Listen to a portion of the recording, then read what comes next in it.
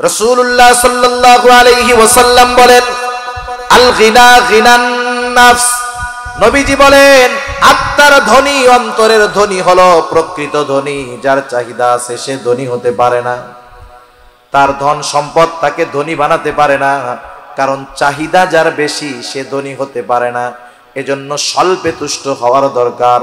আর আমার জন্য কতটুকু বরাদ্দ আছে, আমার রিজিক কতটুকু, আমার গাড়ি কতটুকু, আমার বাড়ি কতটুকু, আমার সম্মান কতটুকু হবে, আমি কতটুকু চেষ্টা করব, সব কিছু নির্ধারণ করে রাখছে কে? আমার দায়িত্ব চেষ্টা করা বৈধ পন্থায়, আল্লাহ দিলেও খুশি, না দিলেও খুশি। যতটুকু আমি পাবো বুঝতে হবে ওটা আল্লাহর তরফ থেকে আমার জন্য বরাদ্দ। এজন্য আল্লাহর নবী বলেন, ও আবু হুরায়রা, ওয়া আরদা বিমা কাসামাল্লাহু লাক, তুমি ওইটুকুর উপরেই সন্তুষ্ট থাকো যতটুকু আল্লাহ তাআলা তোমার জন্য নির্ধারিত করেছে। তুমি যদি সন্তুষ্ট থাকতে পারো আবু হুরায়রা, তাকুন আগনান নাস, সন্তুষ্ট থাকো আর মানুষের মধ্যে সবচাইতে বড় ধনী হয়ে যাও। রাসূলুল্লাহ সাল্লাল্লাহু আলাইহি ওয়াসাল্লাম সাহাবাদের মজলিসের মধ্যে বসা। একটা সময় রাসূলুল্লাহ সাল্লাল্লাহু আলাইহি ওয়াসাল্লাম উপস্থিত সাহাবাদেরকে উদ্দেশ্য করে বলতেছেন, মান ইয়াখুদু আন্নি হাউলাইল কালিমাত। রাসূলুল্লাহ সাল্লাল্লাহু আলাইহি ওয়াসাল্লাম বললেন, তোমাদের মধ্যে কে আছো আমার থেকে এই কথাগুলাকে গ্রহণ করবা, কথাগুলো নিবা, কথাগুলা শুনবা। শর্ত হলো মাইয়া আমালু বিহিন্না আও ইউআল্লিমু মাইয়া আমালু বিহিন্না। শর্ত হলো এই কথাগুলা শুনে নিজে আমল করবে এবং যারা আমল করতে চায় তাদেরকেও শিখায়া দিবে। রাসূল সাল্লাল্লাহু আলাইহি ওয়াসাল্লাম এই কথা বললেন, তোমাদের মধ্যে কে আছো আমার থেকে কিছু কথা শুনবে, শোনার পর নিজে আমল করবে, আবার যারা আমল করতে চায় তাদেরকেও শিখায়া দিবে। ওই মজলিসের মধ্যে উপস্থিত ছিলেন হযরত আবু হুরায়রা রাদিয়াল্লাহু তাআলা আন। রাসূলুল্লাহ সাল্লাল্লাহু আলাইহি ওয়াসাল্লামের থেকে সবচাইতে বেশি হাদিস যিনি বর্ণনা করেছেন তার নাম হলো হযরত আবু হুরায়রা রাদিয়াল্লাহু তাআলা আন। আল্লাহর নবীর সংস্পর্শে, আল্লাহর নবীর কাছে সে অবস্থান করেছে মাত্র 3 বছর। এই 3 বছর নবীজির সাহচর্যে থেকে, নবীজির কাছে থেকে হাদিস বর্ণনাকারী সাহাবীদের মধ্যে 1 নম্বরে সবচাইতে বেশি হাদিস বর্ণনাকারী হয়ে গেছে আবু হুরায়রা।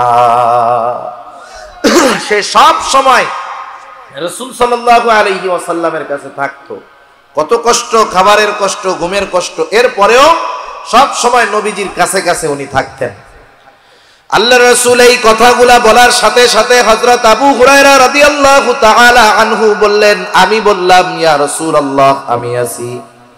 কুলতু আনা ইয়া রাসূলুল্লাহ, হে আল্লাহর রাসূল, আমি আবু হুরায়রা কথাগুলা শুনবো, শুধু শুনবো তাই নয়, নিজে আমল করব, আবার যারা আমল করতে চায় তাদেরকেও শিখায়া দিব।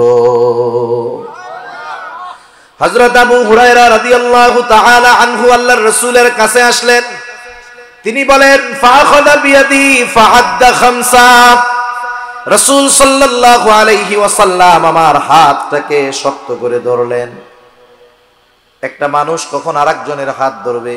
যখন তার সাথে সম্পর্ক ভালো, অথবা অনেক সময় দেখবেন গুরুত্বপূর্ণ কথা বলার সময়, বন্ধু হোক, ভাই হোক, বাবা হোক, অনেক মানুষ আছে সাথে গুরুত্বপূর্ণ কথা বলার সময় হাতটা শক্ত করে ধরে মনোযোগটা তার দিকে নেয়। রাসূলুল্লাহ সাল্লাল্লাহু আলাইহি ওয়াসাল্লাম আবু হুরায়রা রাদিয়াল্লাহু তাআলা আনহুর হাত ধরলেন।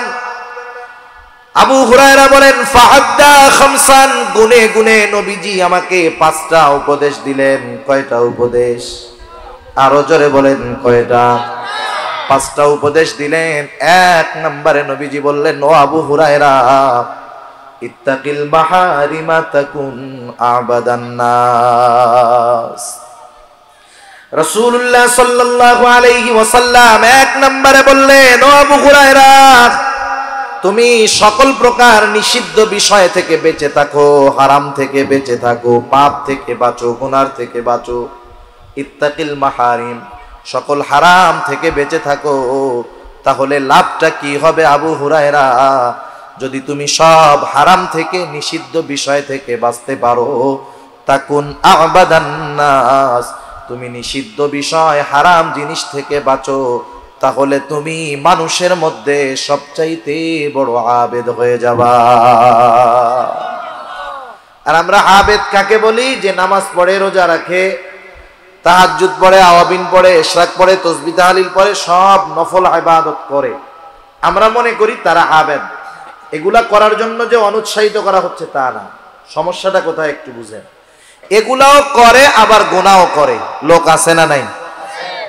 মনে করেন এমন মানুষ হয়তো আপনাদের এলাকায়ও থাকতে পারে, আমাদের এলাকায়ও আছে, নিজে 5 ওয়াক্ত নামাজ যথা সময়ে পড়ে, কোনো নফল নামাজ বাদ যায় না, নফল রোজাগুলা বাদ যায় না, প্রতি সোম বৃহস্পতিবার রোজা রাখে, আইয়াম বিদের নফল রোজাগুলা রাখে, আবার হজও করেছে, তাসবিহ তাহলিল সব সময় পাঠ করে, সে পরিপূর্ণ ইবাদতের মধ্যে থাকে, কিন্তু তার স্ত্রী, তার কন্যা পর্দা করে না।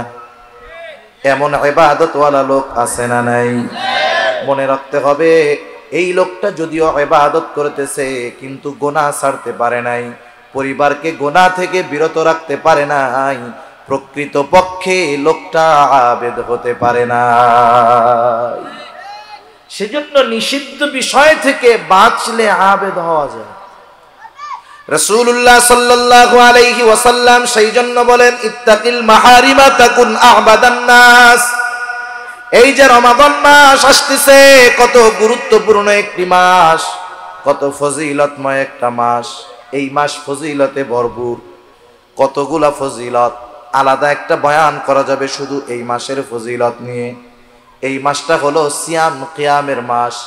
এই মাসে আল্লাহ রোজা ফরজ করেছেন। আল্লাহ তাআলা বলেন, ইয়া আইয়ুহাল্লাযীনা আমানু কুতিবা আলাইকুমুস সিয়াম কামা কুতিবা আলাল্লাযীনা মিন ক্বাবলিকুম লাআল্লাকুম তাত্তাকুন। আল্লাহ রাব্বুল আলামিন বলেন, হে ঈমানদারেরা, কুতিবা আলাইকুমুস সিয়াম, তোমাদের উপরে রোজা ফরজ করা হয়েছে, যেমনি ভাবে অতীতের মানুষের উপরেও ফরজ করা হয়েছিল। এই মাস সিয়াম তথা রোজার মাস, সাথে সাথে কিয়ামের মাস, মানে এই মাসে আমরা তারাবির নামাজ আদায় করি। এই মাস কত গুরুত্বপূর্ণ মাস। এই মাস হলো কোরআন নাজিলের মাস। আল্লাহ তাআলা বলেন, শাহরু রমাদান আল্লাযী উনজিলা ফীহিল কুরআন হুদাল লিন-নাস ওয়া বাইয়িনাতিন মিনাল হুদা ওয়াল ফুরকান। এই রমাদান মাস হলো কোরআন নাজিলের মাস। আর সেই কোরআন কি? কোরআন হলো পার্থক্য, সত্য মিথ্যার মধ্যে পার্থক্য নির্ণয়কারী। কোরআন হলো ফুরকান। তাহলে এই মাস সিয়াম কিয়ামের মাস, এই মাস কোরআন নাজিলের মাস। শুধু তাই না, এই মাস কত বরকতময় মাস। এই মাসে আল্লাহর নবী বলেন, আসমানের দরজাগুলো খুলে দেওয়া হয়, রহমতের দরজাগুলো খুলে দেওয়া হয়, জান্নাতের দরজাগুলো খুলে দেওয়া হয়, জাহান্নামের দরজাগুলো বন্ধ করে দেওয়া হয়। এই মাসে শয়তানকে শিকলে আবদ্ধ করা হয়। শুধু তাই না, এই মাসে আল্লাহ তাআলা বান্দার গুনাহ মাফ করান সহজে। শুধু তাই না, এই মাসে আমল যদি ছোট করা হয়, প্রতিদান বড় দেওয়া হয়। কত অফারের মাস। এই মাসে আমরা অনেক মানুষ ইবাদত করব, রোজা রাখবো না ইনশাআল্লাহ? আমরা রোজা রাখবো, কিন্তু সমস্যা হলো কোথায়? আল্লাহর রাসূল সাল্লাল্লাহু আলাইহি ওয়াসাল্লাম রোজার ব্যাপারে কত ফজিলত, রমজান মাসের ফজিলত, রোজার ফজিলত, কত ফজিলত রোজার। রাসূল আকরাম সাল্লাল্লাহু আলাইহি ওয়াসাল্লাম বলেন, আল্লাহ তাআলা বলেছেন, আস-সাওমু লি ওয়া আনা আজজি বি। নবীজি বলেন, আল্লাহ তাআলা বলেন, সওম হলো আমার জন্য, এর প্রতিদান আমি আল্লাহ নিজেই দিব। শুধু তাই না, রাসূলুল্লাহ সাল্লাল্লাহু আলাইহি ওয়াসাল্লাম আরো কত ফজিলতের কথা জানান। আল্লাহর নবী বলেন, ইন্না ফিল জান্নাতি বাবান ইউকালু লাহুর রায়্যান। নবীজি বলেন, জান্নাতের মধ্যে স্পেশাল একটা দরজা আছে, সেই দরজার নাম হলো রায়্যান। এই দরজা দিয়ে অন্য কেউ ঢুকতে পারবে না। এটা রোজাদারদের জন্য স্পেশাল দরজা, রোজাদারদের জন্য স্পেশাল দরজা। ওই কিয়ামতের দিন ওই দরজার মধ্যে ফেরেশতা দাঁড়ায় থাকবে আর ডাকতে থাকবে আইনাস সাইমুন, কোথায় রোজাদারেরা আসো। রোজাদারেরা ওই দরজা দিয়ে ঢুকবে, দরজা বন্ধ হয়ে যাবে, রোজাদার ব্যতীত ওই দরজা দিয়ে আর কেউ ঢুকতে পারবে না। শুধু তাই না, রাসূল আকরাম সাল্লাল্লাহু আলাইহি ওয়াসাল্লাম আর হাদিসের মধ্যে বলেন, আল্লাহ রাব্বুল আলামিনের নবী জানায় দেন, আস-সাওমু জুন্নাতুন, সাওম হলো ঢাল স্বরূপ।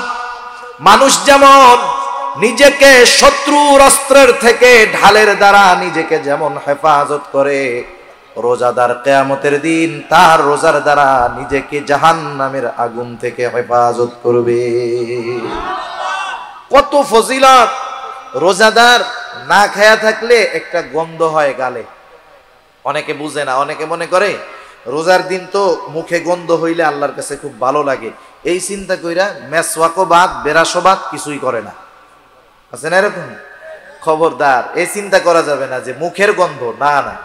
সারাদিন না খাইলে পাকস্থলী যখন শুকনা থাকে, খালি হয়ে যায়, একটা গন্ধ সৃষ্টি হয়, দাঁত না মাজার কারণে ওই গন্ধটা না। সেজন্য মেসওয়াক করতে হবে রোজার দিনে, কোনো সমস্যা নেই।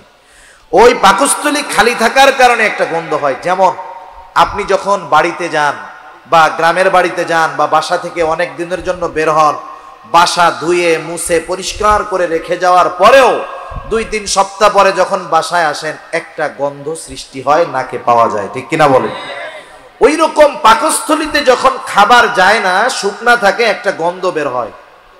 রাসূলুল্লাহ সাল্লাল্লাহু আলাইহি ওয়াসাল্লাম বলেন, লা খুলুফু ফামিস সাইমি আতয়াবু ইনদাল্লাহি মির রিহিল মিস্ক।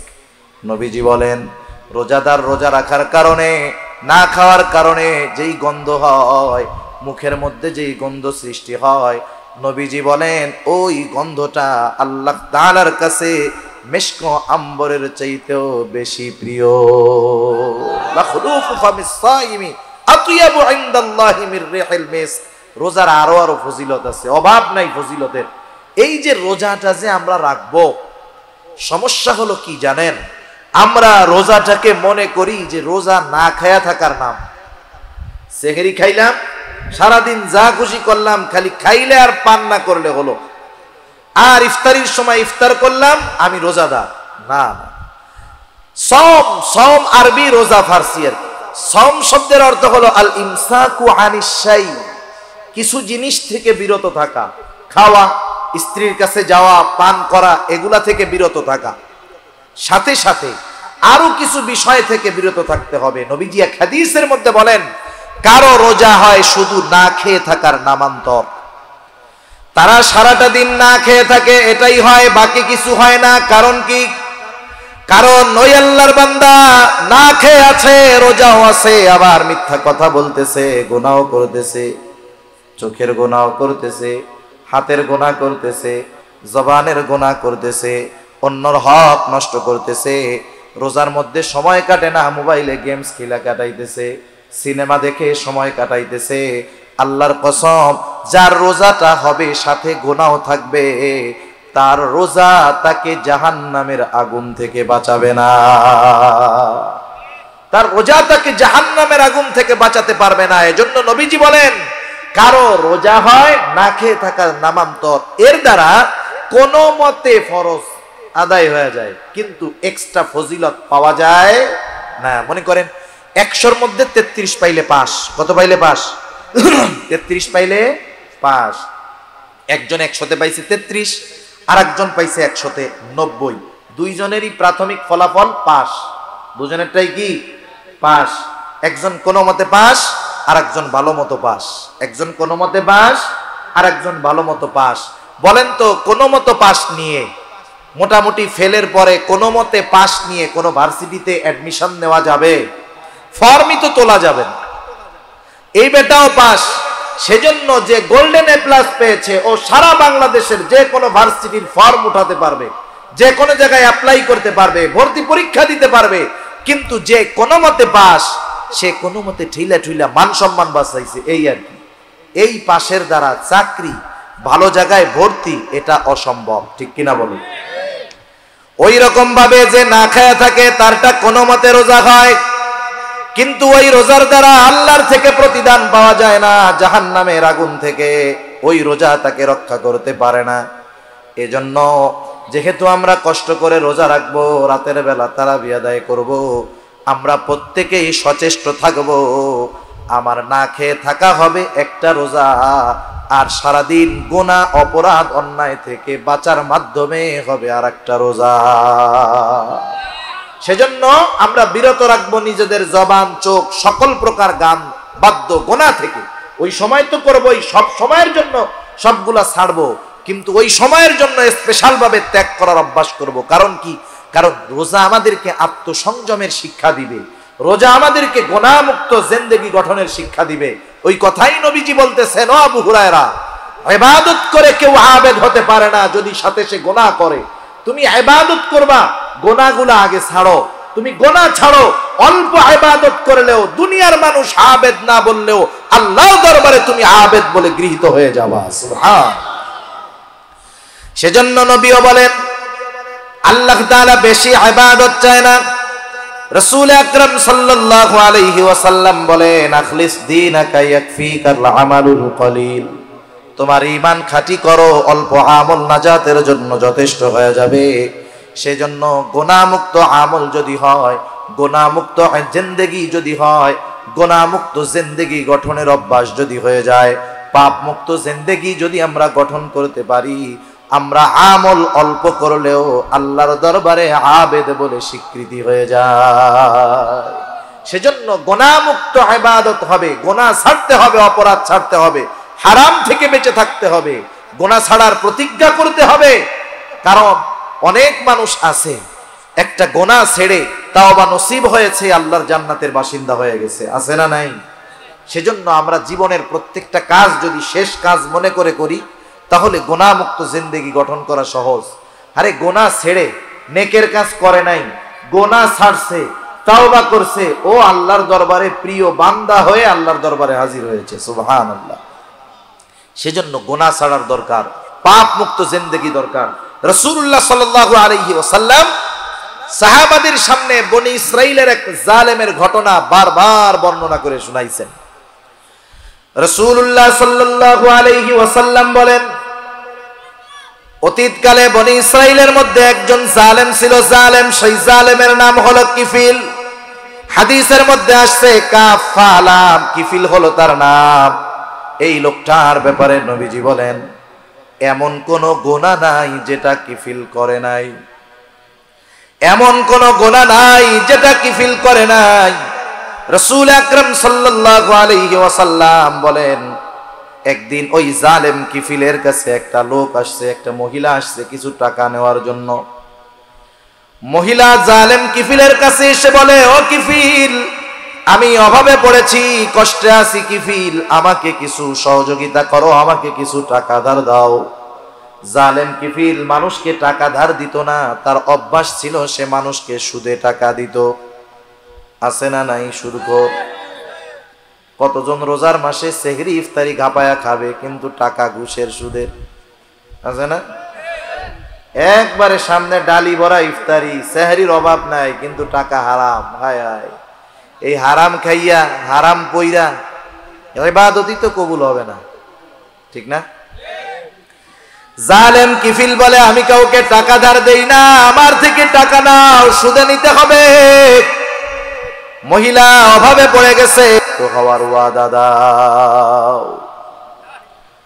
হাদিসের মধ্যে আসছে, কাদাল ফাকিরু আইয়াকুনা কুফরা, দারিদ্রতা মানুষকে কুফরি পর্যন্ত পৌঁছায়া দেয়। আপনার আমার আশেপাশে অনেক মানুষ আছে অপরাধের সাথে সম্পৃক্ত, নারী হোক পুরুষ হোক। কেউ চুরি করে, কেউ অন্যান্য অনেক অপরাধের পথে আছে, অর্থ উপার্জনের জন্য ওই অবৈধ পন্থা অবলম্বন করে। আপনি একটু নিরিবিলি তাকে ডাক দিয়ে জিজ্ঞাসা করবেন যে, তুমি যে চুরি করতেছো, এই লাইনে আসছো, এটা কি ভালো কাজ, কেন আসছো? অধিকাংশ মানুষের উত্তর একটাই হবে আমার মনে হয়, যে এই পথে আমার আসার কারণ হলো আমার অভাব। আমি অভাবের কারণে চুরি করি, অভাবের কারণে ছিনতাই করি। একটা সময় আস্তে আস্তে সে কি হবে? চোর থেকে ডাকাত হবে, খুনি হবে, সন্ত্রাসী হবে। ঠিক কিনা বলেন? এখন এখানে আমাদের কিছু সামাজিক দায়বদ্ধতা আছে, শহরে হোক গ্রামে হোক। আমি যখন দেখব আমার কোনো প্রতিবেশী অভাবের কারণে তার স্বভাব নষ্ট হচ্ছে, গোনার পথে যাচ্ছে, ছেলে হোক মেয়ে হোক পুরুষ হোক নারী হোক, তখন তার প্রতিবেশী হিসাবে আমার দায়িত্ব হলো, আমি যদি সামর্থ্যবান হই, আমার আশেপাশে বন্ধু বান্ধব যদি সামর্থ্যবান থাকে, আমাদের উচিত হবে তাকে সহযোগিতা করা, গোনার থেকে ফেরানো। কারণ ওই ছেলেটা চুরি করেছে, আপনি যদি তাকে মামলা দিয়ে জেলে দেন, ও জেলের মধ্যে গিয়ে তো আর আল্লাহর ওলিদের সাথে থাকবে না। ও চুরি ডাকাতি করছে, ওদেরকে চোর ডাকাতদের সাথেই রাখবে। ওইখানে গিয়ে চুরির দায়ে জেলে গিয়ে ডাকাতি শিখে আসবে, এরপরে আইসা ডাকাতি করবে। যারা ওকে জেলে দিয়েছে তাদের বাড়িতে ডাকাতি করবে, খুনিদের সাথে থেকে খুন কিভাবে করতে হয় শিখে আসবে। ওই পরিস্থিতি হওয়ার আগে আপনারা 10 জন 20 জন 30 জন 40 জন মিলে আপনারা কিছু টাকা দিয়ে 200 500 100 টাকা দিয়ে একটা রিক্সা কিনে দেন না। এরপরে ওরে বলেন যে এই যে 10,000 20,000 টাকা দিয়ে তোর একটা রিক্সা কিনে দিলাম, তুই রিক্সা চালায় খা, তবু গোনার পথে যাস না। একটু আবেগ নিয়ে বলেন, দরদ নিয়ে বলেন। এই ছোট একটু সামাজিক কাজ, সমাজের কর্ম, 10 জনে মিলে একটু সহযোগিতা একটা মানুষকে পাপের থেকে ফেরাতে পারে। ঠিক কিনা বলেন? একটা পরিবারের খাবারের ব্যবস্থা করতে পারে। সেজন্য এই বিষয়গুলো আমাদের খেয়াল রাখার দরকার। কারণ কি জানেন? কারণ আমি সামর্থ্যবান মানুষ, আমাকে আল্লাহ তাআলা ক্ষমতা দিয়েছে, আমি খেতে পারি আর একজনকে খাওয়াতে পারি। আমার কোনো প্রতিবেশী যদি অপরাধ করে, গোনাহ করে, কিয়ামতের দিন যদি আল্লাহর দরবারে সে আসামির কাঠগড়ায় যায়, সে একা ওই কাঠগড়ায় দাঁড়াবে না। আমি সামর্থ্য থাকার পরেও তাকে সহযোগিতা না করার কারণে ওই অপরাধীর সাথে আমাকেও আল্লাহর আদালতে অপরাধীর সাথে দাঁড়াতে হবে। ঠিক কিনা বলেন? সেজন্য হাদিসের মধ্যে আসছে, কিয়ামতের দিন আল্লাহ রাব্বুল আলামিন একদল মানুষকে বলবে, শোনো, আমি অভুক্ত ছিলাম, দুনিয়াতে তোমরা আমাকে খানা দাও নাই। আমি পিপাসিত ছিলাম, আমাকে তোমরা পানি দাও নাই। আমি বস্ত্রহীন ছিলাম, বস্ত্র দাও নাই। মানুষরা বলবে, আল্লাহ, আপনার তো এগুলার কোনো কিছুর প্রয়োজন নাই, আপনি কারো মুখাপেক্ষী নয়, এগুলার মুখাপেক্ষী নয়। আপনাকে যদি পাইতাম অবশ্যই দিতাম। তখন আল্লাহ তাআলা বলবে, ও আমার গোলাম, তোমার প্রতিবেশী অভুক্ত ছিল, তাকে তুমি খানা দাও নাই, বস্ত্রহীন ছিল, বস্ত্র দাও নাই, পিপাসিত ছিল, পানি দাও নাই, চিকিৎসার দরকার ছিল, তুমি চিকিৎসা করাও নাই। অথচ তুমি সামর্থ্যবান ছিলা, তুমি যদি তোমার প্রতিবেশীকে সাহায্য সহযোগিতা করতা, ওইটা আমি আল্লাহ পেয়ে যাইতাম। সেজন্য কোন প্রতিবেশী যদি অভাবগ্রস্ত থাকে, সেটা খেয়াল রাখার দায়িত্ব আমাদের। যাই হোক, এইবার জালেম কিফিলের শর্ত মহিলা মেনে নিল, অভাবের কারণে প্রয়োজনের কাছে হেরে গেল মহিলা। জালেম কিফিলের শর্ত মেনে নিল। নির্ধারিত দিনে জালেম কিফিল মহিলার কাছে হাজির। একেবারে দরজা জানালা আটকানো, কেউ বাধা দেওয়ার নাই। জালেম কিফিল সে তার কর্ম করার জন্য প্রস্তুতি নিচ্ছে, আর মহিলা থরথর করে কাঁপতেছে। মহিলার দেহটা থরথর করে কাঁপতেছে। কিফিল মহিলার অবস্থা দেখে বলে, ও মহিলা, তুমি কাঁপো কেন? আমি তো তোমাকে জোর করি নাই, তুমি নিজে আমার শর্ত মেনে নিয়ে টাকা নিয়েছো, আমি তোমার উপরে কোনো প্রেসার ক্রিয়েট করি নাই। এইবার মহিলা বলতেছে, ও কিফিল, আমি তো কোনোদিন এই গুনাহ করি নাই, পাপের সাথে জড়াই নাই। ও কিফিল, আমার তো বড় ভয় হয়। ও কিফিল, তোমার সাথে জিনা করার পর আমি না জানি যদি মারা যাই, তাহলে কিয়ামতের দিন আল্লাহ রাব্বুল আলামিনের দরবারে আমি জিনাকারদের কাতারে আমাকে দাঁড়াতে হবে। আমি কান্না করতেছি আল্লাহর ভয়। কার ভয়?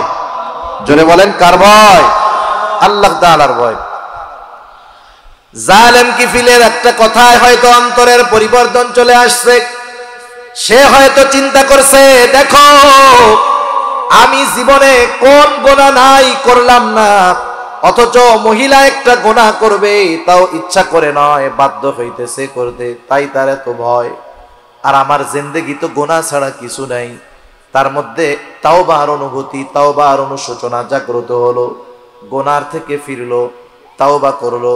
মহিলাকে টাকাগুলা দিয়া কাপড় পরে বলতেছে, ও মহিলা, তোমাকে টাকাগুলো আমি সদকা করে দিলাম, 60 দিরহাম ধার নিয়েছিল, সদকা করে দিলাম। আর শুনে রাখো, আজকে থেকে আমি আর কোনো গুনাহ করব না, পাপ করব না।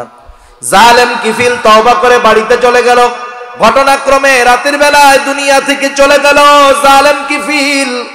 এলাকায় যদি কোনো জালেম মারা যায়, যার অত্যাচার জুলুমে এলাকার মানুষ নির্যাতিত, নিষ্পেষিত, নিপীড়িত, এরকম কিছু জালেম কিছু কিছু এলাকায় আছে না নাই? ও পয়সা থাকলে ওরে জোরে সালাম দেয় ভয়ে।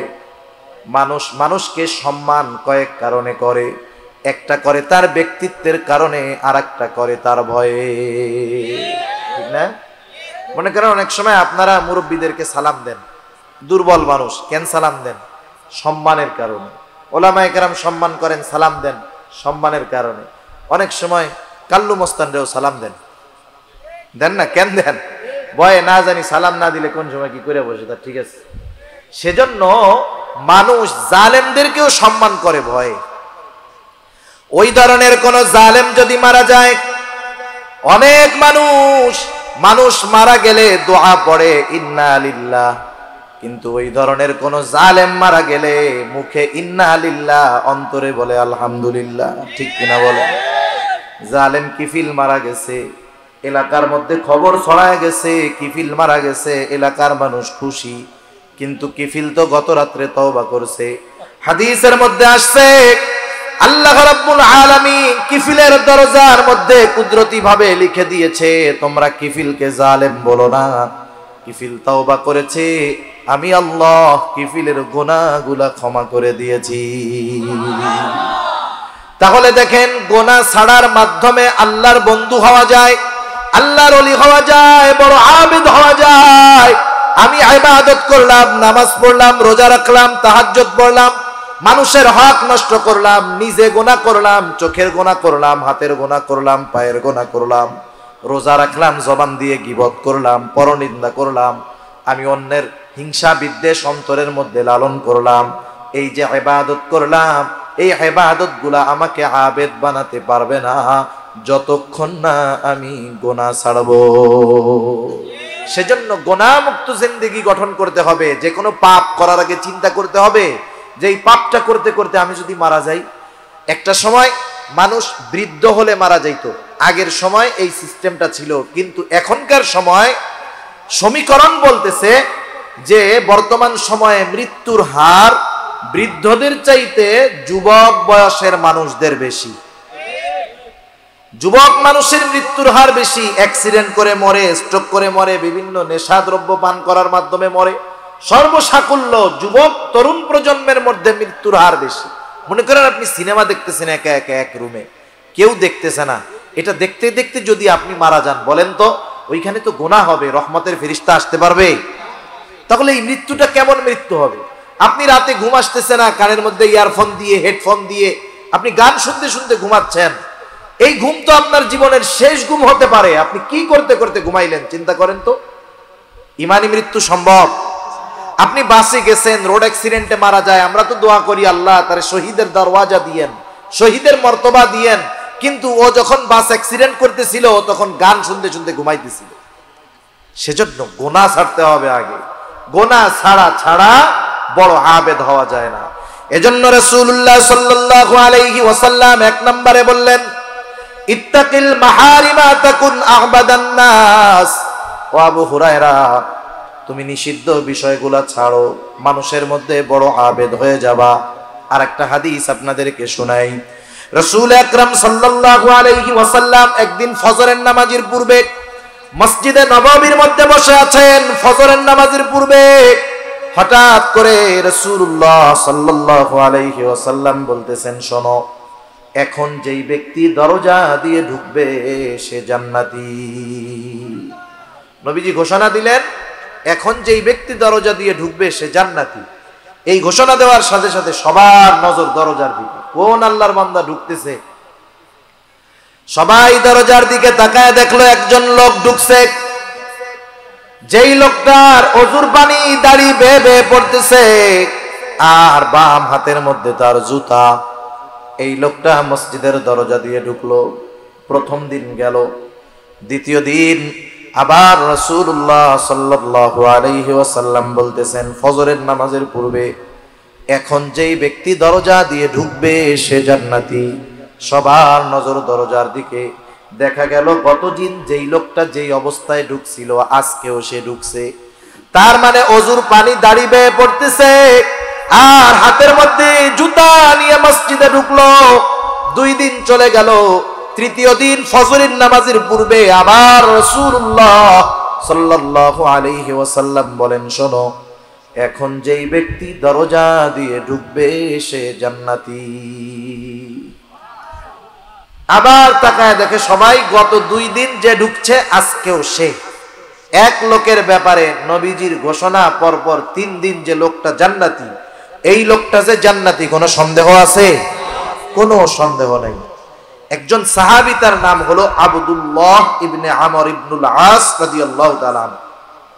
উনি চিন্তা করতেছেন এই লোকটার ব্যাপারে পরপর নবীজি 3 দিন জান্নাতি হওয়ার ঘোষণা দিল, ও যে জান্নাতি কোনো সন্দেহ নাই, কিন্তু ওর ব্যাপারে এমন ঘোষণা আসার কারণটা কি?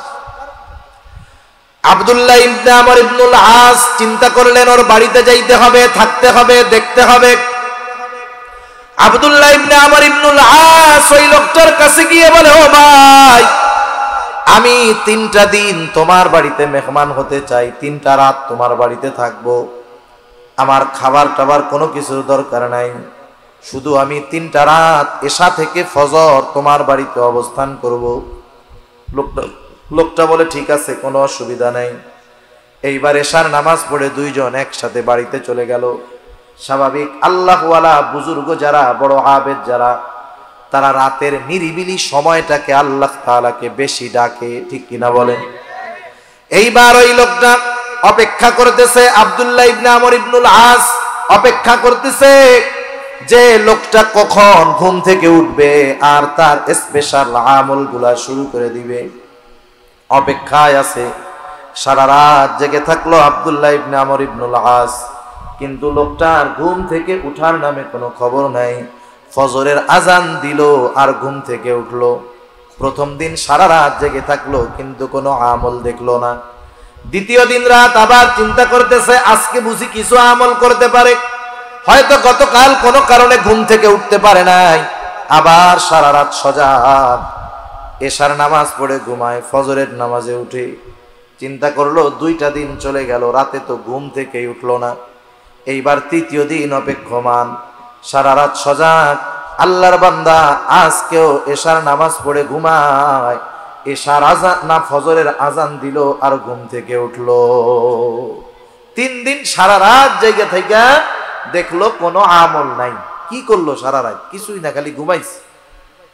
আব্দুল্লাহ ইবনে আমর ইবনুল আস রাদিয়াল্লাহু তাআলা আনহু উনার কৌতূহল আর দমন করে রাখতে পারেন নাই। এইবার লোকটাকে জিজ্ঞাসা করতেছে, ও ভাই, আমি পরপর 3টা রাত তোমার বাড়িতে অবস্থান করার কারণ হলো, আল্লাহর নবী, আমি তোমার বাড়িতে যেই 3 দিন অবস্থান করলাম তার আগের 3টা দিন ফজরের নামাজের পূর্বে তোমার ব্যাপারে জান্নাতি হওয়ার ঘোষণা দিয়েছেন। আমি একটু দেখতে চেয়েছিলাম তুমি কোন স্পেশাল আমল করো যার কারণে আল্লাহর নবী তোমার ব্যাপারে জান্নাতের সুসংবাদ দিয়ে দিলেন। এই স্পেশাল আমলটা দেখার জন্য আসলাম, কিন্তু তুমি তো এশার নামাজ পড়ে ঘুমাও আর ফজরের আজান দিলে উঠো, কারণটা কি?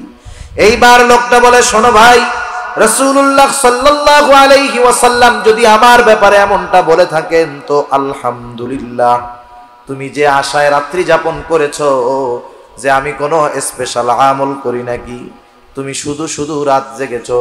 তুমি আমাকে ওই 3 দিন যেমনটা দেখেছো প্রতিটা দিন আমার এমন ভাবেই কেটে যায়।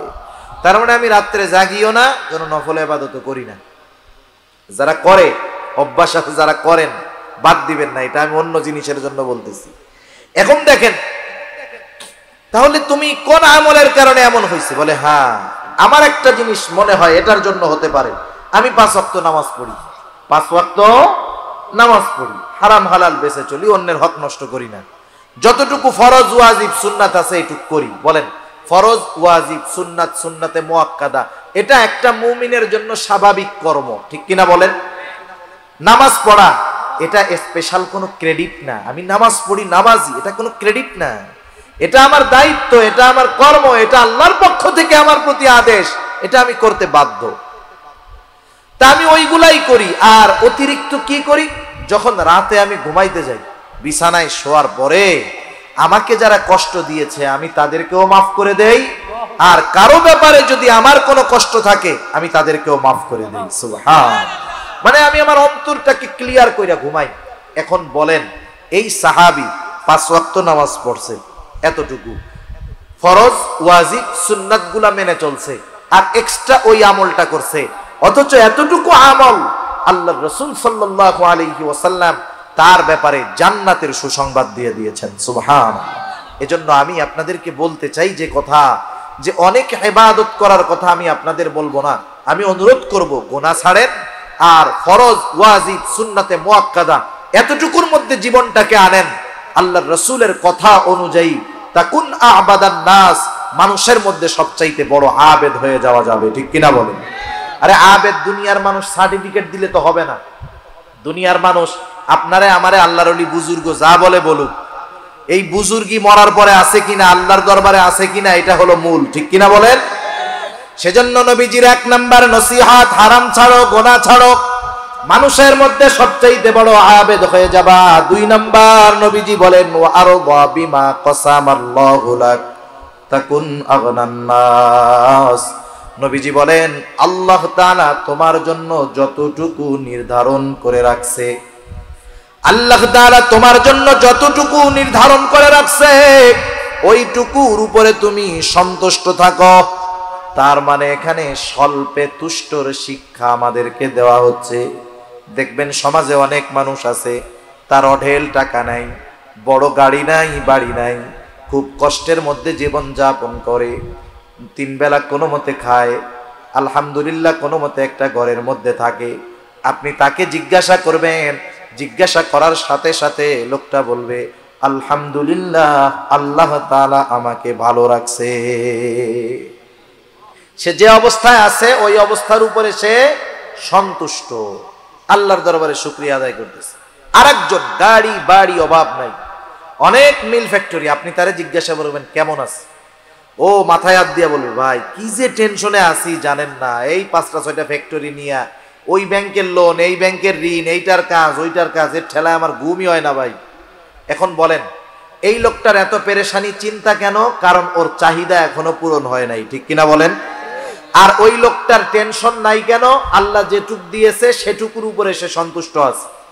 এজন্য মুমিনের অন্যতম একটি অভ্যাস হলো স্বল্পে তুষ্টতা, যতটুকু সে পাইছে ততটুকুতে সন্তুষ্ট। এজন্য দেখেন, আমরা আমাদের ঈমানের ভিত্তিগুলোর মধ্যে একটা ভিত্তি হলো ওয়াল কদরি খাইরিহি ওয়া শাররিহি মিনাল্লাহি তাআলা, তাকদীরের ভালো মন্দ, মানে আমার গোটা জিন্দেগীর সব কল্যাণ অকল্যাণ, লাভ লোকসান সব কার তরফ থেকে হয়? আল্লাহর তরফ থেকে হয়। যেই মানুষগুলা তাকদীরের উপরে যথাযথ বিশ্বাস রাখে, তাকদীর একটি রহস্যময় জিনিস, সব কিছুর তালা চাবি খুলতে যাইতে হয় না, সব কিছু বোধগম্যতা হওয়ার যোগ্যতা মানুষকে আল্লাহ তাআলা দেন নাই। যদি মানুষ সব কিছুই বুঝতো আর বুঝে ঈমান আনতো, তাইলে ঈমান বিল গায়েবের কোনো দাম থাকতো না। ঠিক কিনা বলেন? আমরা আল্লাহকে না দেখে ঈমান আনছি, জান্নাত না দেখে বিশ্বাস করি, নবীকে দেখি নাই বিশ্বাস করি, ফেরেশতা দেখি নাই বিশ্বাস করি। তো যাই হোক, তাকদীর দেখা যায় না বিশ্বাস করি। এজন্য যেই মানুষগুলা তাকদীর বিশ্বাস করে, আপনি যারা তাকদীর বিশ্বাস করে, তারা কোনো সময় টেনশন, ডিপ্রেশন, চিন্তায় ভোগে না। ইদানিংকালে আপনারা যারা খবরাখবর দেখেন, অনেকে শুনতেছেন, দেখতেছেন, আত্মহত্যার প্রবণতা এখন একটু বেশি বাড়ছে।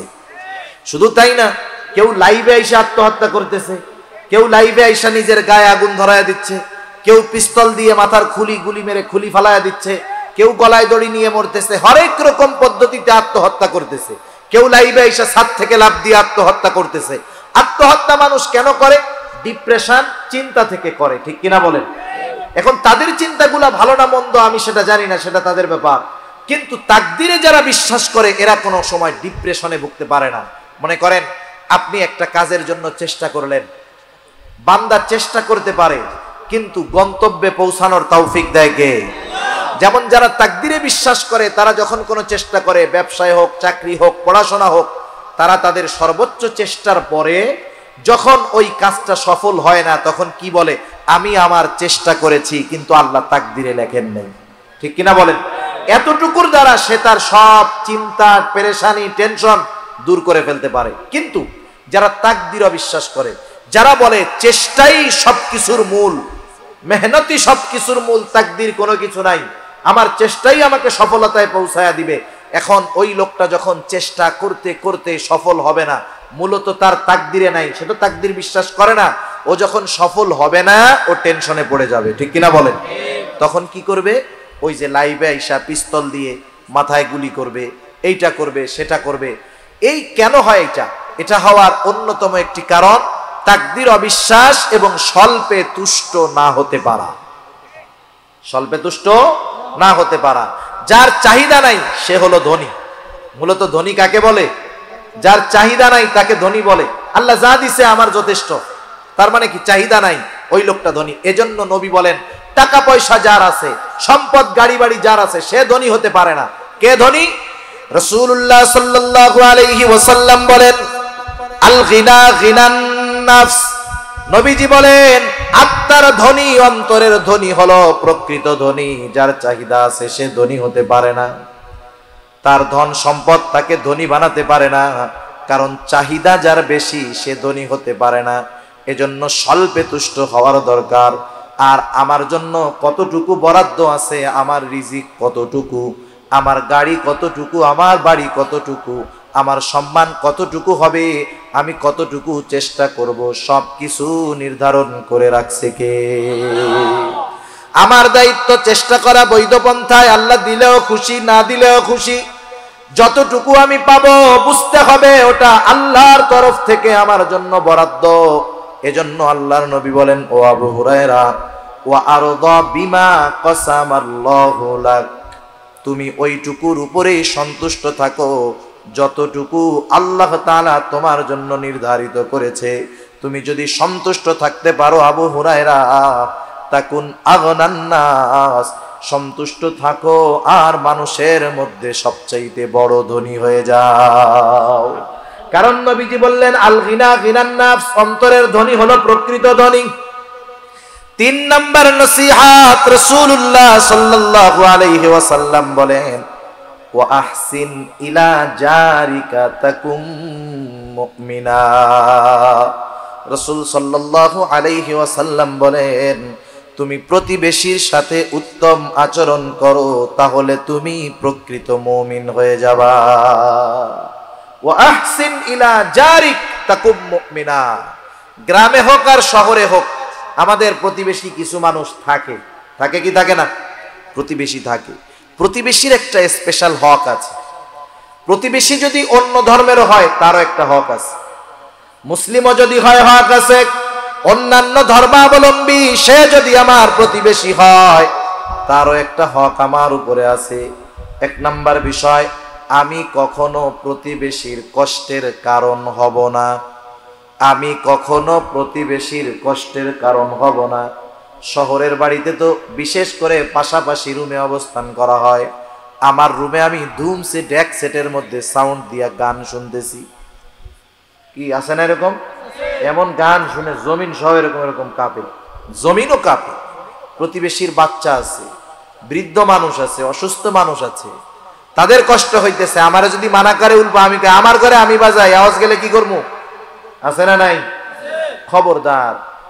প্রতিবেশীর সাথে উত্তম আচরণের প্রথম বিষয় হলো, প্রতিবেশী যে হয় হোক, আমি কখনো প্রতিবেশীর কষ্টের কারণ হব না। আমি কখনো প্রতিবেশীর কষ্টের কারণ হব না, খেয়াল রাখবেন এগুলা। দ্বিতীয়ত, আমাকে যদি কেউ কষ্ট দেয় আমি তারে মাফ করে দিব। আমাকে যদি কেউ কষ্ট দেয় আমি কি করব? মাফ করে দিব। এর দ্বারা আল্লাহ সম্মান বাড়ায় দিবে। 1 নম্বরে আমি কষ্টের কারণ হব না, মানে আমি কষ্ট দিব না। 2 নম্বর, আমারে যদি কেউ কষ্ট দেয় আমি তারে মাফ করে দিব। কষ্ট অনেক সময় অনেকে ইচ্ছায় না, অনিচ্ছায়ও দেয়, ঠিক না? গ্রামের বাড়িতে যদি হয় এরকম, মনে করেন গ্রামের বাড়িতে আপনার প্রতিবেশী মুরগি লালন পালন করে, গরু লালন পালন করে, ছাগল লালন পালন করে। গরু, ছাগল, মুরগি এদেরকে কি ওয়াজ করলে কাজ হবে নাকি? আপনার প্রতিবেশী খারাপ, আপনি যদি গরু ছাগলরে ওয়াজ করে বোঝান, ছাগল তোমার ঠ্যাং দুইটা ধরলাম, তোমার পায়ে দুইটা ধরছি, তুমি কিন্তু ওই বাড়ি যাইয়া কিছু কইরো না, ওরা কিন্তু আমার দুশ্মন। ছাগল কানে ঝাড়া দিয়া বলবে যে আমি একটু ওই বাড়ি থেকে ঘুরে আসি, ঠিক কিনা বলেন? এখন দেখেন, আমার প্রতিবেশী ছাগল লালন পালন করতে পারে, আমার প্রতিবেশী মুরগি লালন পালন করতে পারে, আমি করি না। অনেক সময় আমাদের বাসায় বাড়িতে আসে কি আসে না, আমরা কি করি জানেন? লাঠি নিয়ে রেডি থাকি, আউট খালি। খবরদার, কেউ যদি এই ধরনের কোনো কষ্ট কারো মাধ্যমে আসে, আমি তার উপরে বিরক্ত হব না। কারণ ছোট বাচ্চা অনেক সময় এসে কষ্ট দিতে পারে, মুরগির বাচ্চা আসতে পারে, ছাগলের বাচ্চা আসতে পারে। কিন্তু আফসোস, বরিশালের এক জায়গায় 2 বছর আগে কি হয়েছে, একটা হাঁস একজনের বাড়ি গেছে। হাঁস কেন আসলো এটা নিয়ে দুজনের মধ্যে গ্যাঞ্জাম, মারামারি লাগছে, একজন জায়গায় মারা গেছে। এখন বলেন, হাঁস যদি বুঝতো লোকটা এত খারাপ, তাহলে হাঁস যাইতো নাকি? যাইতো না। আমাদের পাশের বাড়ি সেই দিন দেখতেছি, এতকাল 2 ফ্যামিলির মধ্যে খুব ভালো সম্পর্ক, একজন একটা গরু পালে, ওই পাশে যায় আর ওই পাশের লোক ধুমসে বিড়ানি দেয়। এবার গ্যাঞ্জাম মধ্যে দিয়া কঠিন আকারে বেড়া দিয়ে দিয়েছে। অথচ চিন্তা করেন, আপনার বাসায় আমার বাসায় আল্লাহ না করুক আগুন লেগে যদি যায়, আমার অমক আছে তমক আছে, আমার ভাই এসপি, আমার ভাই ডিসি, আমি তো গ্রামে থাকি, তারা তো ঢাকা শহর থাকে। এখন আমার প্রতিবেশী আগুন লাগার পরে আমার সাথে সম্পর্ক ভালো নাই, ও প্রতিবেশী যদি চিন্তা করে ওর এসপি ডিসি ভাইদেরা তো পাওয়ার দেখায়, আমি বৈশা থাকি আল্লাহর নামে কম্বলের তলে, এসপি ডিসি এসে আগুন নেবা। এসপি ডিসি আসতে আসতে ওই ঘর আর ঘর থাকবে না, ছাই হয়ে যাবে, ঠিক কিনা বলেন? সেজন্য আমি যখন কোনো বিপদে পড়ি, আমার সাহায্যে আমার কোনো আত্মীয় আগে আসতে পারে না, আমার কোনো বন্ধু বান্ধব আসতে পারে না, আমার বড় চাকরিজীবী ভাই বন্ধু আসতে পারে না। আমার বিপদে সর্বপ্রথম আমার প্রতিবেশী চলে আসে আগে। আমি যদি অসুস্থ হয়ে যাই, আমাকে হাসপাতালে নেওয়ার প্রয়োজন, ওই গভীর রাতে আমার আত্মীয় স্বজন ঢাকায়, তারা যাইতে পারে না, কিন্তু আমার প্রতিবেশী আমাকে গাড়িতে করে হসপিটালে নিয়ে যায়। এই জন্য 1 নম্বরে আমি নিজে উত্তম প্রতিবেশী হব। আমি কারো কষ্টের কারণ হব না, কাউকে কষ্ট দিব না। কেউ যদি কোনোভাবে অনাকাঙ্ক্ষিতভাবে কারো দ্বারা যদি কষ্ট পাই, অবশ্যই অবশ্যই আমি তাকে মাফ করে দিব। মুরগি ছাগল আসে, আমরা কষ্ট পাবো না, তাদের প্রতি রাগ হব না, এর দ্বারা লাভ কি হবে? 1 নাম্বার, কষ্ট না দেওয়ার কারণে আমি উত্তম প্রতিবেশী হব। 1 দিন 2 দিন 3 দিন কেউ যদি আমাকে কষ্ট দেয়, আমি যদি একটু সবর করি, এক সময় ওই লোকটা চিন্তা করবে, আহারে আমার প্রতিবেশীকে আমি কতভাবে কষ্ট দিলাম, কিন্তু আমার প্রতিবেশী কখনো আমাকে কষ্ট দেয় না, প্রতিবাদ করে না। যা হোক, আজকে থেকে তার সাথে আর খারাপ ব্যবহার করা যাবে না, আমার প্রতিবেশীকে আর কষ্ট দেওয়া যাবে না। উত্তম প্রতিবেশী এটা অন্যতম একটা নেয়ামত। হাদিসের মধ্যে আসছে 4টা জিনিস খুব গুরুত্বপূর্ণ, এর মধ্যে একটা হলো উত্তম প্রতিবেশী। প্রত্যেকে আমাদের অভ্যাস হলো আমরা উত্তম প্রতিবেশী চাই, আমরা চাই যে আমার প্রতিবেশী ভালো হোক, কিন্তু আমি ভালো হইতে চাই না। কথা বুঝেন নাই? আমি চাই যে আমার আশেপাশের লোকজন সব ভালো থাকবে, আমার সাথে ভালো ব্যবহার করবে, কিন্তু আমি নিজে করতে রাজি নাই। সেজন্য আমি আগে উত্তম প্রতিবেশী হব। আমি যদি ভালো হই, আমার আশেপাশের মানুষেরা ভালো হয়ে যাবে, ঠিক কিনা বলেন?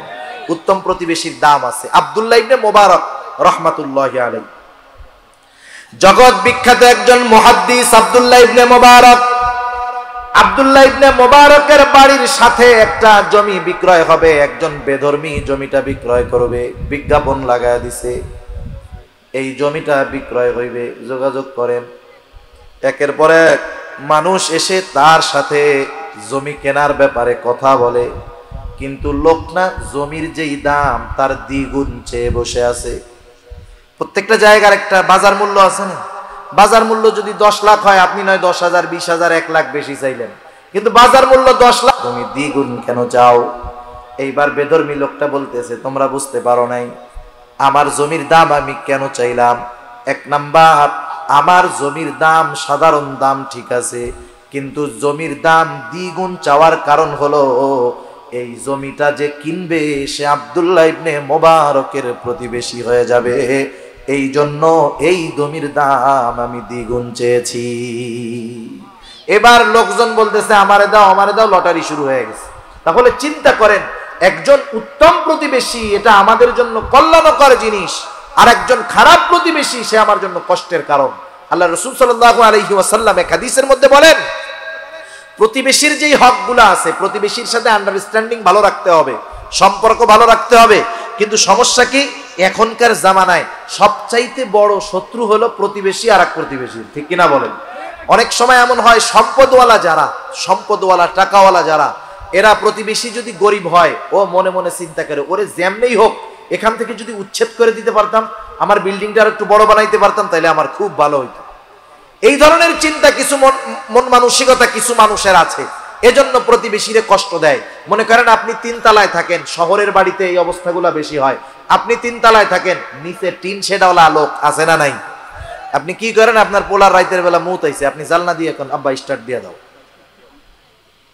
এ ধরনের কাজ কাম করা যাবে?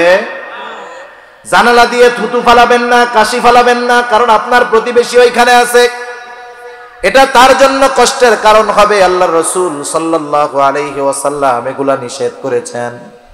নবীজি বলতেছেন, শোনো, জিবরাইল আমাকে প্রতিবেশীর হকের ব্যাপারে এতটা গুরুত্ব দিয়েছে, এতটা তাগিদ দিয়েছে, আমি তো একটা সময় মনে করতেছিলাম না জানি প্রতিবেশীকেও সম্পদের ওয়ারিস বানায় দেওয়া হয়। যেই ওয়ারিসি সম্পদের একটা মালিকানা হয়তো প্রতিবেশীর জন্য আল্লাহ বরাদ্দ করে দিবেন। প্রতিবেশীর ব্যাপারে এতটা গুরুত্ব আল্লাহ রাব্বুল আলামিন আমার আপনার রাসূলকে দিয়েছেন, এটা আমাদের শিক্ষার জন্য। সেজন্য আমরা প্রতিবেশীর সাথে ভালো আচরণ করব। নবীজি বলেন, তাইলে কি হবে? তাইলে তোমরা প্রকৃত মুমিন হতে পারবা। সুবহানাল্লাহ বলেন। কারণ আমার দ্বারা যদি কেউ কষ্ট পায়, আমি যদি হাজি হই, গাজী হই, তাহাজ্জুদ গুজারি হই, আমি প্রকৃত মুমিন মুসলমান হতে পারি নাই। আমি আমার প্রতিবেশীকে কথার মাধ্যমে কষ্ট দেই, জবানের মাধ্যমে কষ্ট দেই, হাত পা কথা অঙ্গ প্রত্যঙ্গের দ্বারা কষ্ট দেই, আমি প্রকৃত মুমিন হতে পারি নাই। রাসূলুল্লাহ সাল্লাল্লাহু আলাইহি ওয়াসাল্লাম বলেন, আল মুসলিমু মান সালিমাল মুসলিমুনা মিন লিসানিহি ওয়া ইয়াদিহি। নবীজি বলেন, প্রকৃত মুসলমান হলো সে যার মুখ এবং হাত থেকে অপর মুসলমান নিরাপদ থাকে। একটু নিজেকে নিজে প্রশ্ন করবেন যে আমার প্রতিবেশী, আমার মুমিন ভাই, আমার আত্মীয় স্বজন, এরা কি আমার জবানের থেকে মুক্ত? আমি কি তাদেরকে কোনো জবান দ্বারা কষ্ট দেই, অঙ্গ প্রত্যঙ্গের দ্বারা কষ্ট দেই? যদি দিয়ে থাকি তাইলে আমি প্রকৃত মুমিন হতে পারি নাই। সেজন্য ভাই, প্রতিবেশীর সাথে সম্পর্ক ভালো করব। আল্লাহ রাসূল সাল্লাল্লাহু আলাইহি ওয়াসাল্লাম এক হাদিসের মধ্যে বলেন, তোমরা তরকারির মধ্যে একটু ঝোল বেশি দিবা, পানি বেশি দিবা। কেন? যাতে প্রতিবেশীর খবরাখবর নিতে পারো। মনে করেন অনেক সময় হয়, একজন মানুষ একটু টাকাওয়ালা আর একজন গরিব। টাকাওয়ালা মানুষ ওই গরিব মানুষের বাড়িতে কিছু খাবার সামগ্রী পাঠাইলো। আমাদের মা বোনদেরকে যা দেখি, কোনো ফ্যামিলি থেকে যদি কোনো কিছু পাঠায়, ওনারা খালি বাটি ফেরত দিতে চান না, ঠিক না? চাই যে আমিও আমার ভালো কিছু হইলে দিব।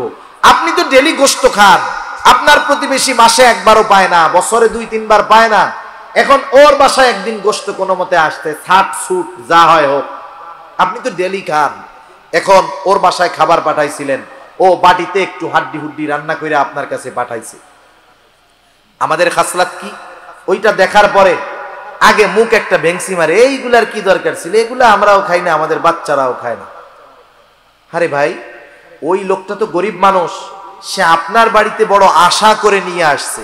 আপনি না খান, বাচ্চাদের না খাওয়ান, আপনি আপনার বিড়ালরে দিয়ে খাওয়ায় দেন, সমস্যা নাই, কিন্তু গ্রহণটা তো হাসি মুখে করবেন, ঠিক কিনা বলেন? সেজন্য অনেক সময় আছে যে আমার প্রতিবেশী একটু গরিব মানুষ, আমারে দাওয়াত দেয়, আমার জন্য কিছু খাবার পাঠায়, যেগুলো আমি খাই না, আমার পছন্দ না, পরিবার পরিজনকে খাওয়াই না। আমরা কি করি? সেটা নেগলেক্ট করি, ফিরাইয়া দেই, মুখ ভেঙচি মারি, একবারে তুচ্ছ মনে করি। না না, এমনটা করা যাবে না।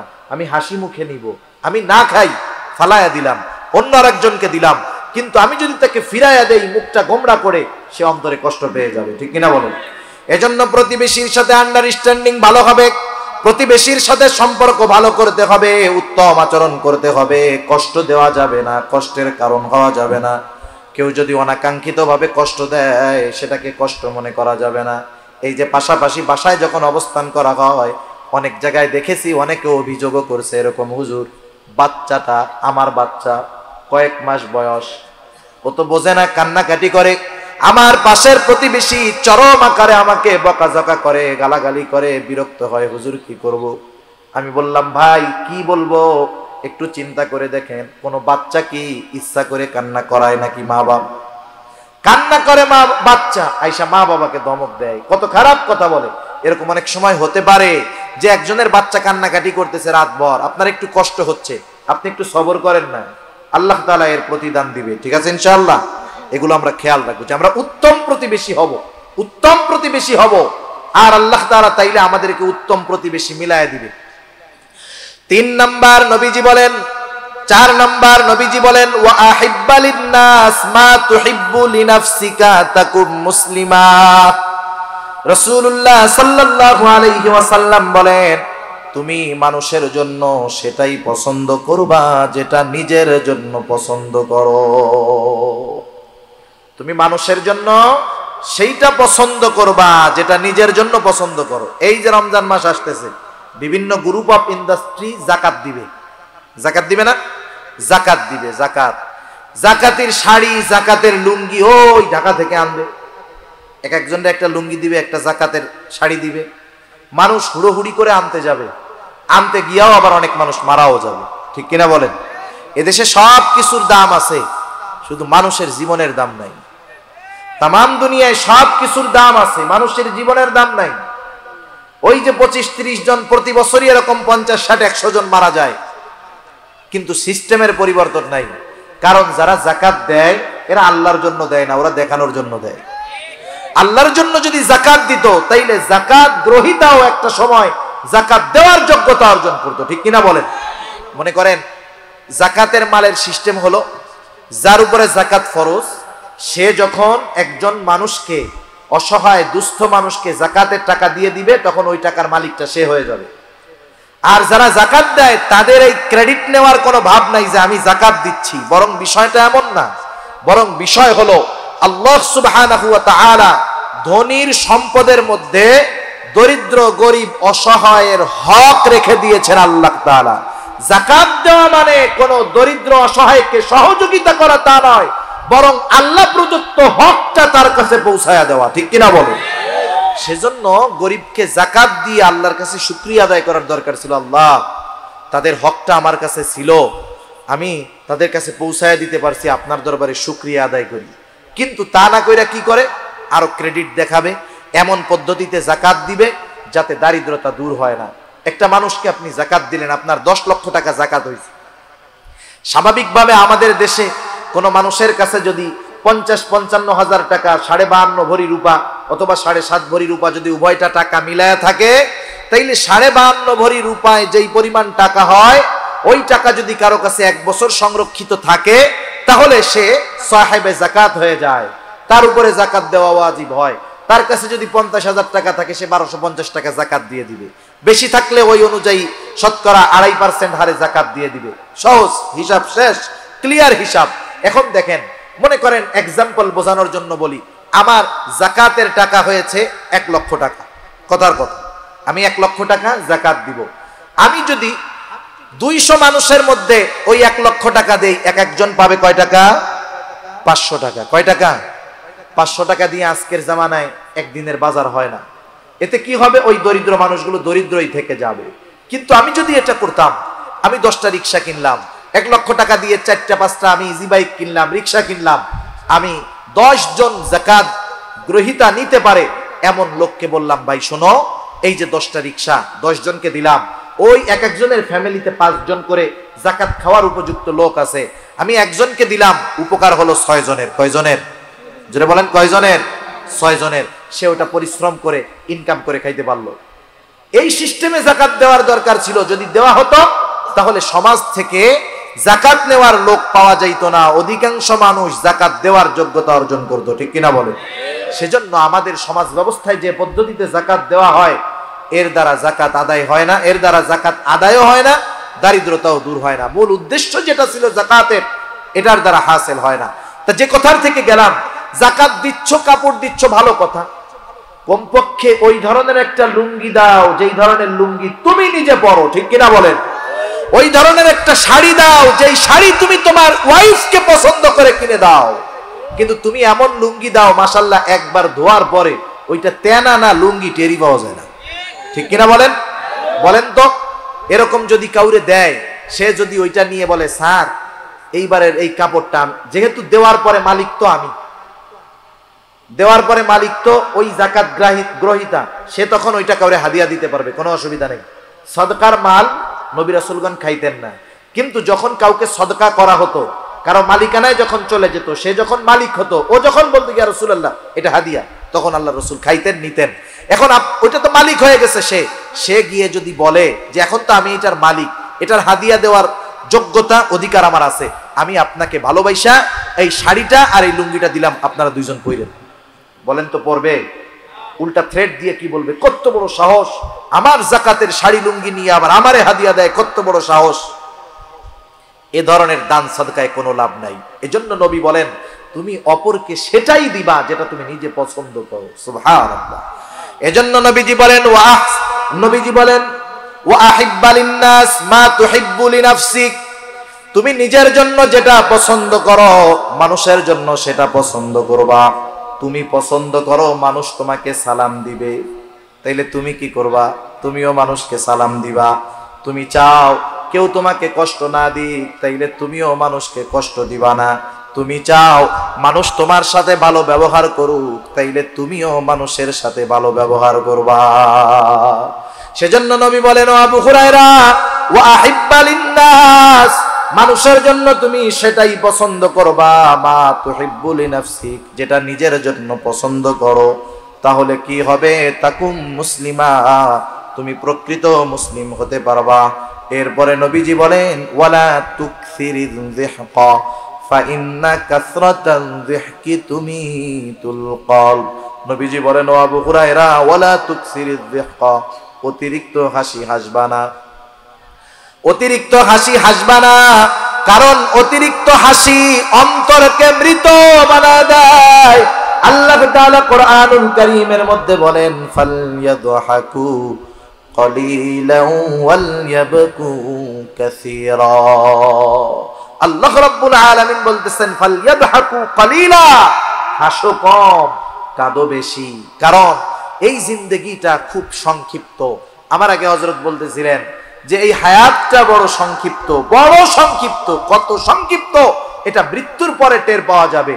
এই সংক্ষিপ্ত জীবনে অতিরিক্ত হাসি ফুর্তি আড্ডাবাজি করে অনন্তকালের যেই পাথেয় সেগুলাকে সংগ্রহ না করে আমরা এই দুনিয়ার হাসি খুশি ঠাট্টা মশকরা কৌতুকের মধ্যে আমরা যে জড়ায় যাচ্ছি, আমরা যদি মৃত্যু থেকে নিয়ে পরকালীন জীবনের ভয়াবহতা অনুধাবন করতাম, বুঝতাম, দুনিয়ার মানুষ হাসি করা ভুলে যাইতো। ঠিক কিনা বলেন?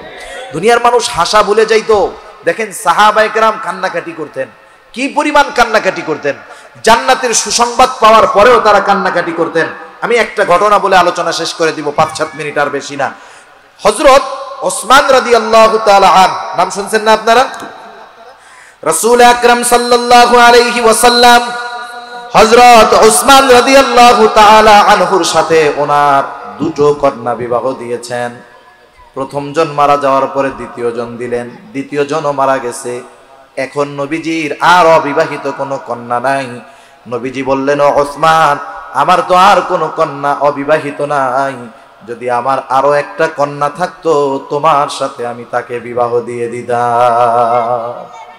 এই হযরতে ওসমান রাদিয়াল্লাহু তাআলা আনহুর ব্যাপারে নবীজি কি বলেন? মক্কা থেকে যখন মদিনায় সাহাবারা গেল, মুসলমানদের সাথে ইহুদিদের হিংসাত্মক মনোভাব, তারা মুসলমানদেরকে কষ্ট দিত। মদিনার ভিতরে কয়েকটা কূপ ছিল, কুয়া ছিল, চিনেন নাকি আপনারা? কোন কোন জায়গায় বলে ইদারা, বলে না, অনেক গর্ত থেকে পানি উঠায়। টিউবওয়েলে দেখবেন এক জায়গায় পানি উঠাইছে, পানিটা এক পাশে খুব সুন্দর, পাশেই আর এক জায়গায় উঠাইছে, এত আয়রন আর্সেনিক, খাওয়াই যায় না, গন্ধ হয় কি হয় না? মদিনার বুকেও এরকম কয়েকটা কুয়া ছিল। সবগুলা কুয়ার পানি ছিল লবণাক্ত, পান করার জন্য অনুপযুক্ত। আরেকটা কুয়া ছিল মিষ্টি পানির কুয়া, পানের জন্য উপযুক্ত। কিন্তু কুয়াটার মালিক ছিল একজন ইহুদি। সে সবাইকে পানি নিতে দিত, কিন্তু মুসলমানদেরকে পানি নিতে দিত না। বিভিন্ন রকমের টাল বাহানা করত, কষ্ট দিত। পানি কিন্তু জটিল এক জিনিস। পানি যদি দেহে যদি পানি শূন্যতা দেখা দেয়, হরেক রকমের রোগ দেখা দিতে পারে। অনেক সময় দেখবেন এক জায়গায় একজন মানুষ চট্টগ্রামের পানি খেয়ে অভ্যস্ত, সিলেট যাইয়া কয়েকদিন পানি খাইছে, পেটের অবস্থা খারাপ, হয় কি হয় না? সেজন্য পানির কষ্ট মুসলমানদের, ইহুদিরা ঠিকমতো পানি দেয় না। রাসূল আকরাম সাল্লাল্লাহু আলাইহি ওয়াসাল্লামের কাছে বলা হলো, ইয়া রাসূলুল্লাহ, পানির বড় কষ্ট, ইহুদি আমাদেরকে ঠিকমতো পানি দেয় না, পানি পান করার পানি পাই না। রাসূল আকরাম সাল্লাল্লাহু আলাইহি ওয়াসাল্লাম সাহাবাদের কষ্ট দেখে বললেন, তোমাদের মধ্যে কে আছো ইহুদির কাছ থেকে কুয়াটা ক্রয় করে কিনে মুসলমানদের পানির কষ্ট দূর করে দিবা? কে আছো?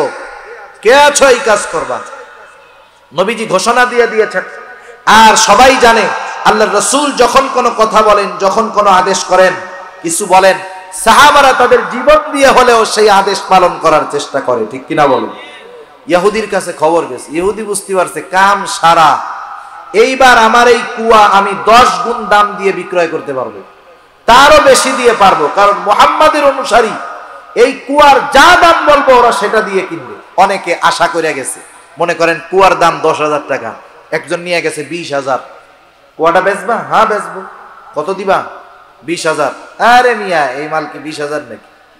কারণ কিছু কিছু সময় ডিমান্ড যখন বাড়ে, চাহিদা যখন বাড়ে, ডিমান্ড যখন বাড়ে, 2 টাকার জিনিসও 20 টাকা হয়ে যায়, ঠিক কিনা বলেন? এই যে করোনা যখন শুরুতে আসছে, শুরুতে করোনা যখন আসছে তখন খালি একই বিজ্ঞাপন, করোনা থেকে বাঁচতে হাত ধন, 3 ফিট দূরে থাকেন আর মাস্ক লাগান, এটা আপনাকে করোনা থেকে সুরক্ষা দিবে। মানে এই প্রচারণা যেই চলতেছে, অনেক ফার্মেসির দোকানে মাস্কের ডিব্বা বছরের পর বছর পয়রা রাখছে, একটাও বিক্রয় হয় নাই, ইঁদুরে খেয়া ফেলছে, ওই মাস্ক গুলাও এখন বেচার রাস্তা হয়ে গেছে, ঠিক কিনা বলেন? ওই সময় করোনার আগে আমিও মাস্ক ব্যবহার করতাম মাঝে মধ্যে, ওই মাস্কের এক একটা বান্ডিলে 50টা থাকতো, 30 টাকা, 35 টাকা, 40 টাকা, 50 টাকা দিয়ে এক একটা বান্ডিল কেনা যাইতো, উন্নত মানের জিনিস দিয়ে বানানো। এখন যেগুলা বাজারে পাওয়া যায় যে সার্জিক্যাল মাস্ক, ওগুলা একেবারে লো কোয়ালিটির জিনিস দিয়ে বানানো, কিন্তু ওই সময়ের গুলো হাই কোয়ালিটির ছিল। এই তো বাজারে বিক্রয় হয়তো 2 টাকা করে পিস সর্বোচ্চ, ওই মাস্কও বাজারে শর্ট পড়ে গেছে, 30, 40, 50 টাকা দিয়ে একটা মাস্ক কেনা লাগছে, ঠিক কিনা বলেন? এইবার ইহুদি চিন্তা করেছে, পেয়ে গেছি সুযোগ, একের পর এক সাহাবী যায়, সব সম্পদ নিয়ে যায়, কেউ ইহুদির কুয়াটা কিনতে পারে না। হযরত ওসমান গনি রাদিয়াল্লাহু তাআলা আনহুর কাছে খবর পৌঁছাইল যে আল্লাহর রাসূল এমন কথা বলেছে, আর ইহুদি কুয়ার দাম বেশি চাইতেছে। হযরত ওসমান রাদিয়াল্লাহু তাআলা আনহু চলে গেল ইহুদির কাছে, গিয়ে বলে, ও ইহুদি, তুমি তোমার কুয়ার দাম কত চাও? ইহুদি বলে, কত দিবা? হযরত ওসমান রাদিয়াল্লাহু তাআলা আনহু বলে, আমি কত দিব তা নয়, তুমি যত চাইবা তত দিয়ে তোমার কুয়া আমি কিনে নিব। তোমার ব্ল্যাঙ্ক চেক দেওয়া হইল, তুমি সংখ্যা বসায় দাও, কত চাও? একবারে বহুগুণ দাম দিয়ে, অনেক বেশি দাম দিয়ে হযরত ওসমান রাদিয়াল্লাহু তাআলা আনহু ইহুদির কাছ থেকে কুয়াটা কিনে মুসলমানদের জন্য ওয়াকফ করে দিছে। মালিকানাও রাখে নাই, দিয়ে দিছে, মুসলমানরা ব্যবহার করবে, সবার জন্য ওপেন, সবাই ব্যবহার করবে। রাসূলুল্লাহ সাল্লাল্লাহু আলাইহি ওয়াসাল্লামের কাছে খবর পৌঁছাইল, ইয়া রাসূলুল্লাহ, মুসলমানদের পানির কষ্ট দূর হয়ে গেছে। কেমন করে দূর হলো? একজন বলল, ইয়া রাসূলুল্লাহ, আপনার জামাতা ওসমান রাদিয়াল্লাহু তাআলা ইহুদির কাছ থেকে বহু দামে কুয়া কিনে আমাদের জন্য ওপেন করে দিয়েছে, ওয়াকফ করে দিয়েছে, আমাদের পানির কষ্ট দূর হয়ে গেছে। রাসূল সাল্লাল্লাহু আলাইহি ওয়াসাল্লাম বলতেছে, তোমরা শোনো, ওসমান ইহুদির কাছ থেকে কুয়া কিনে নাই, ওসমান আল্লাহ তাআলার কাছ থেকে জান্নাত কিনে নিয়েছে। এই রকম ঘোষণা যেই মানুষগুলার ব্যাপার, এই মানুষগুলাও কান্না করতো। হযরত ওসমান রাদিয়াল্লাহু তাআলা আনহু কান্না করতেন, কবর দেখলেই কান্না করতেন। জিজ্ঞাসা করা হতো, ও ওসমান, আল্লাহর নবী আপনার ব্যাপারে এমন ঘোষণা দিয়েছে, আপনি জান্নাতি, জান্নাত ক্রয় করে নিয়েছেন, আপনি কেন কান্না করেন কবরের ভয়? হযরত ওসমান রাদিয়াল্লাহু তাআলা আনহু বলতেন, শোনো, নবীজি আমাকে জান্নাতের নিশ্চয়তা দিয়েছেন, ঠিক আছে, কিন্তু এই কবরে আমার মধ্যে আমার সাথে কেমন আচরণ করা হবে এই ব্যাপারে কোনো নিশ্চয়তা নবী আমাকে দেন নাই। সেজন্য এই মানুষগুলাও দেখেন মৃত্যুর ভয়ে, কবরের ভয়ে চিন্তিত ছিল। কিন্তু আজকে আমাদের কি হলো? কেমন উদাসীনতা আমাদেরকে পেয়ে বসলো। অট্ট হাসি, ঠাট্টা, মশকরা এমনি তো চলে, কৌতুক মোবাইলে আছে, টেলিভিশনে আছে। আবার এখন আমরা হাসি কৌতুকের জন্য মাঝে মাঝে হুজুরও দাওয়াত করি, আছে না নাই? আরে এই হুজুরের ওয়াজ চলে, হুজুর বেটা হাসাইতেই পারে নাই। হাসি কৌতুক, মিথ্যা কথা বলে হাসাবে, একটু মজা করাবে, এই ধরনের হুজুর দাওয়াত দিয়ে আমরা হাসার জন্য হুজুর আনি, অনেকে আনেন অনেক জায়গায়। এগুলা যারা ওই ধরনের আয়োজন করে ওরাও খেয়ানতকারী। যারা আমার মতো এখানে এসে বসে মানুষদের মনোরঞ্জন করার জন্য মিথ্যা বলে, কৌতুক বলে হাসায়, ওরাও আমানতের খেয়ানতকারী, ঠিক কিনা বলেন? সেজন্য নিজের জীবনের কথা চিন্তা করেন। আজকে মৃত্যুবরণ করেন, রাতে মারা যান, এত সুন্দর বাড়ি গাড়ি রেখে গেছেন, এই রাতটাও আপনাকে আপনার পরিবার ঘরে থাকতে দিবে না। সাথে সাথে ফোন দিয়া মুয়াজ্জিন সাহেব, ইমাম সাহেবরে বলবে যে আরে ভাই তাড়াতাড়ি আসেন, গোসল করাবেন সকালে, কিন্তু এখনই বাইর করে রাখেন, পোলাপান ঘুমাইতে পারতেছে না। এটাই জীবন, এটাই বাস্তবতা, ঠিক কিনা বলে? তাহলে এই জীবনে এত হেসে, এত হাসি ঠাট্টা করে কেন আমরা জীবনের সময়গুলো নষ্ট করতেছি? কেন অন্তরটাকে মৃত বানায় ফেলতেছি? আমরা হাস্যরস আছে, এটার মধ্যে সীমাবদ্ধতা আছে। আল্লাহ রাসূল সাল্লাল্লাহু আলাইহি ওয়াসাল্লাম হেসেছেন। আপনি মিথ্যা বলে কাউকে হাসানো এটা শরীয়তে বৈধ নয়। অধিকাংশ ক্ষেত্রে আমরা যা দেখি, শুনি, যতটুকু বুঝতেছি, এই হাসাহাসি যত কাণ্ড আছে অধিকাংশ ক্ষেত্রে মিথ্যা দিয়ে হাসানো হয়। এখান থেকে তো মিথ্যা বর্জনের শিক্ষা দেওয়ার কথা ছিল, কিন্তু এখান থেকেই যদি মিথ্যা বলে হাসানো হয় তাহলে মানুষ কি করবে? সেজন্য শরীয়তের মধ্যে, বৈধতার মধ্যে থেকে হাস্যরস অবৈধ নয়। আর হাসির ক্ষেত্রেও আমরা খেয়াল করব, ওই যে দৈত্যর মতো হা হা হা করে হাসবো না। হাসির সুন্নাত আছে না নাই? আল্লাহ রাসূল সাল্লাল্লাহু আলাইহি ওয়াসাল্লাম মুচকি হাসি হাসতেন। কি হাসি হাসতেন? মুচকি হাসি। সেজন্য হাসার ক্ষেত্রেও লিমিটেশন আছে। মুমিনের হাসাটাও হবে ইবাদত, মুমিনের কথাটাও হবে ইবাদত, ঠিক কিনা বলেন? সেজন্য আমরা আমাদের বিষয়গুলো খেয়াল রাখবো। অতিরঞ্জিত হাসাহাসি করব না, এতে আল্লাহর নবী বলেন কি হবে? কলব মারা যাবে। আর মৃত কলব ইবাদতের মজা পায় না, মৃত কলব ইবাদতে মজা পায় না। সেজন্য আল্লাহর নবীর নসিহতগুলো খেয়াল করব। একটু শোনেন। 1 নাম্বার, আমরা যদি সবচাইতে বড় আবেদ হতে চাই আমাদেরকে গুনাহ ছাড়তে হবে।